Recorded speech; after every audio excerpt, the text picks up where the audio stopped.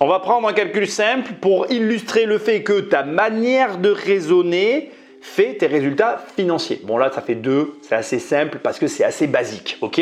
Maintenant, ce qu'on va faire, c'est qu'on va prendre une calculatrice plus compliquée, on va compliquer un petit peu plus le raisonnement et pourtant, normalement, là encore, tu connais le résultat, ça fait 17. Pourquoi? Eh bien, tout simplement parce que tu connais ce raisonnement, tu le maîtrises depuis très longtemps, tu trouves le bon résultat. Le problème, c'est qu'avec l'immobilier et l'investissement, tu crois comprendre et tu perds de l'argent. Pourquoi tu perds de l'argent? Je vais te le dire tout de suite. Regarde, ça, on va imaginer que c'est la maison que tu veux acheter, le bien immobilier que tu veux acheter, peu importe, on s'en fiche, tu veux l'acheter. Donc, je ne vais pas le mettre là, déjà, ça ne me plaît pas du tout. Ne m'en veux pas, je vais l'écrire ici parce que je trouve que c'est mieux, c'est sa place. Okay. Donc ça, c'est l'étiquette, c'est le prix qui vaut. Sur ce bien immobilier, tu vas avoir le taux de l'emprunt, okay, qui va être par exemple de 3,5%. Je vais y mettre 4%, 3,5%. À ça va s'ajouter l'assurance, on va dire 0,4%. Ça peut être moins, ça peut être plus, c'est pas très grave. À ça va s'ajouter les frais bancaires. Bon, je vais écrire frais bancaires parce que ça peut être variable, on ne va pas rentrer dedans. À ça, ça va s'ajouter, je suis tapé dans la table, ça se dit pas, hein, j'ai cogné ma table, les 2,5% de GLI. À ça, tu peux encore ajouter les frais d'agence à l'acquisition du bien, plus tu peux encore ajouter les frais d'agence pour la mise en location, plus tu peux ajouter aussi les frais de notaire à l'acquisition qui viennent eux aussi en plus de l'achat de cette maison. Là, regarde, on a l'ensemble de ces prix qui s'ajoutent. Et toi, ton raisonnement, il est très simple. Eh bien, ça, tu vas carrément pas le payer parce que tu vas dire oh non, l'assurance bien payée, ça sert à rien. Les frais bancaires, tu vas essayer de les négocier. L'assurance, tu vas la négocier, le taux, tu vas la négocier parce que tu vas te dire, mais c'est mon argent et moi je ne veux pas perdre d'argent, c'est tout ça que tu vas négocier. Sauf que regarde, on passe au deuxième point qui est très intéressant je trouve. Imagine deux situations. Imagine une première situation où tu as tout ce que tu peux faire pour répéter des opérations. C'est-à-dire que de ce côté, on va imaginer qu'il y a une série d'éléments que tu peux faire qui vont te permettre de faire 3, 4 opérations immobilières. Et par contre ici, il y a tous les éléments qu'il ne faut pas faire parce que si jamais tu les fais, ça te bloque complètement pour pouvoir répéter les opérations. C'est-à-dire, je vais te le redire encore une dernière fois pour qu'on soit bien clair, dans cette colonne du tableau, je vais te révéler un ensemble d'éléments que tu ne dois pas faire et qui t'empêchent de répéter les opérations immobilières. Et dans cette colonne du tableau, je vais te révéler un ensemble d'éléments que tu dois faire qui te permettent de répéter. Donc autrement dit encore, ce que je veux qu'on soit bien clair, ici tu vas pouvoir acheter par exemple 4 appartements et ici au final tu n'en auras même pas acheté un parce que tu seras rapidement bloqué. Ok? Roulement de tambour. En fait, je te l'ai déjà dit. En fait, je suis en train de te montrer simplement ce que tu sais déjà. Je te dis juste que tout ce que tu négocies, c'est tout ce qu'il ne faut pas négocier. Et la seule chose dont je ne t'ai pas parlé, que tu ne négocies pas ou que tu n'oses pas négocier, est la seule chose que tu dois négocier. Et le reste que tu ne dois pas négocier, ça montre à quel point le raisonnement de la majorité n'est pas aligné avec tes propres intérêts. Parce que maintenant, je te repose la question, je n'y ai pas répondu. Laquelle de ces deux colonnes est la plus intéressante pour toi? C'est celle-là. Donc en fait, ici, tu as simplement le prix qui est la seule chose que tu dois faire pour pouvoir répéter tes opérations, là où tout ce que toi tu négocies habituellement et tout ce que tu ne dois pas faire, parce que si tu le fais, ça va t'empêcher de répéter tes opérations. Tu la vois, l'ironie de la situation?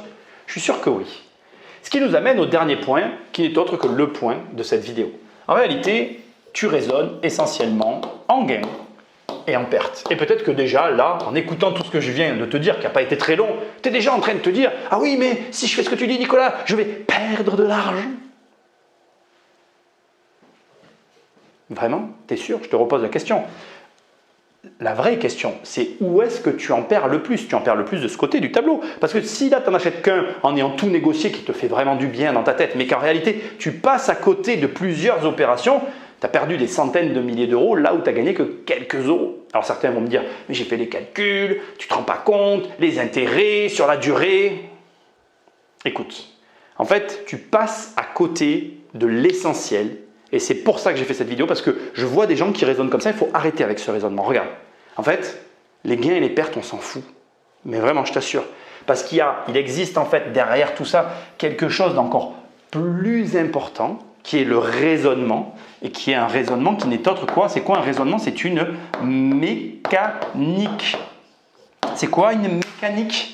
C'est quelque chose qui fonctionne d'une certaine manière. Un raisonnement, c'est quelque chose que tu peux répéter à l'infini. Et de quoi on parle? On parle de la connaissance, l'expérience. Et oui, ça sert à ça ces trucs-là. Ça s'appelle des livres. Et moi, par exemple, je partage mes connaissances dans mes livres qui te font gagner de l'expérience. Tu tapes riche sur Amazon, il apparaît en première page, devenir riche sans argent. Tu tapes crise financière avec ou sans accent, il apparaît en première page. Survivre à une crise financière. Et qu'est-ce que ça fait ces bouquins? Ça te donne de la matière pour réfléchir. En fait, quand tu gagnes de l'argent, qu'est-ce qui s'est passé?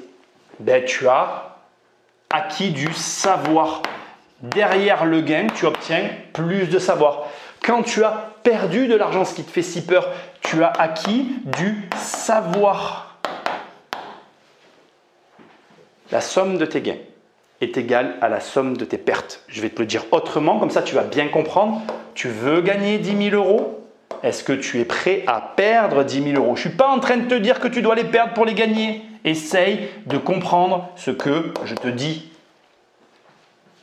C'est très simple. En réalité, ça se joue là.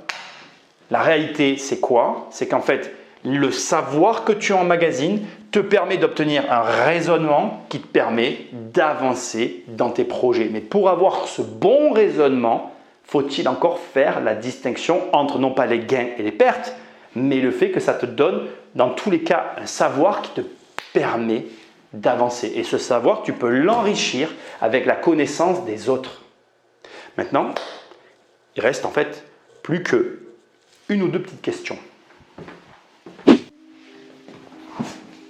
Pourquoi on raisonne comme ça? Pourquoi on est toujours plus intéressé par ces petits détails qui ont en plus un impact négatif sur notre avenir financier que ce qu'on devrait être intéressé par le prix qui lui est beaucoup plus important et finalement on n'ose pas aller au bout de la démarche et de la négociation.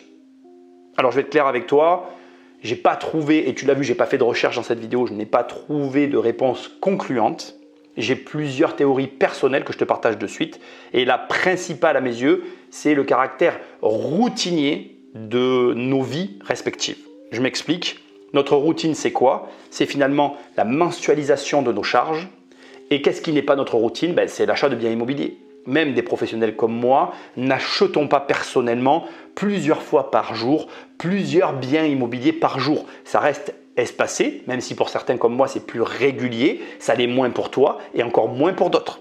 Donc ce que je veux dire, c'est que le prix qui est quelque chose de plus exceptionnel nous met beaucoup plus mal à l'aise que les mensualités vers lesquelles on est plus attiré parce qu'on les comprend mieux et parce que finalement elles nous impactent, enfin elles paraissent plus nous impacter. Et je reviens sur la routinerie de nos vies. En fait, comme on est des êtres routiniers, on aura plus de facilité à s'orienter vers ce que l'on comprend, à l'image du début de la vidéo, que de s'orienter vers ce que l'on ne comprend pas parce qu'on sera moins à l'aise. Ce qui m'amène sur la dernière question, celle qui va conclure cette vidéo. Et je ne veux pas que tu la prennes au pied de la lettre, c'est une image.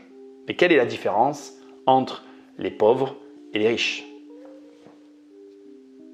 Les pauvres attendent de trouver une méthode pour gagner de l'argent, là où les riches cherchent une méthode à reproduire pour faire de l'argent. Et je vais même aller plus loin que ça. Les riches font de l'argent en reproduisant un raisonnement qu'ils comprennent, là où les pauvres, eux, vont attendre cette méthode miracle qui leur permettra de gagner de l'argent.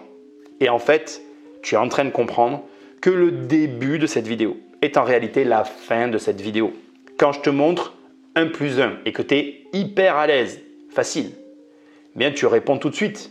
Je vais même montrer la calculette, tu avais déjà la réponse.